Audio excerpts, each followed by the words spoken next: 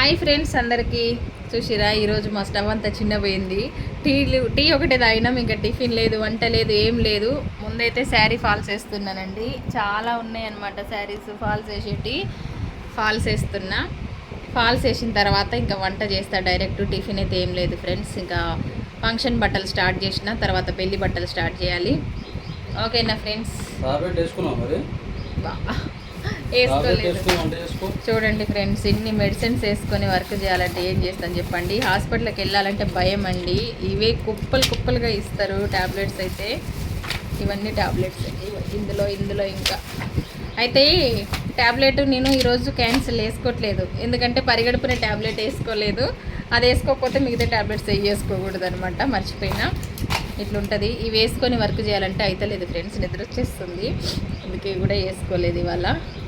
ఇంక ఇట్లుంటుంది ఫ్రెండ్స్. ఎందుకంటే ఫంక్షన్ బట్టలు పట్టుకున్నా కాబట్టి తప్పదు. ఇంకా వాళ్ళకి కంప్లీట్ చేసే ఇవ్వాలి. నైట్ నిజామాబాద్ వెళ్ళినాం. సడన్గా వెళ్ళేసరికి నేను స్పెట్స్ కూడా తీసుకెళ్ళలేదు.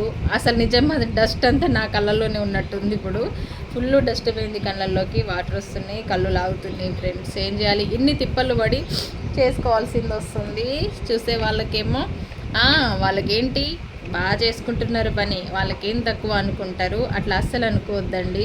ఎవరికైనా ₹1 అవసరం ఉంటుందనే కష్టపడతారు. దేనికైనా అన్ని విధాలుగా సౌకర్యాలు ఉంటాయి. ఎందుకు ఇంత కష్టపడతారు చెప్పండి? మీరే అర్థం చేసుకోవాలి. ఎవరిని కూడా అట్లా ఆరిపోసుకోకూడదు. ఓకేనా ఫ్రెండ్స్? వీడియో నచ్చితే చిన్న లైక్ చేసి సపోర్ట్ చేయండి అమ్మా.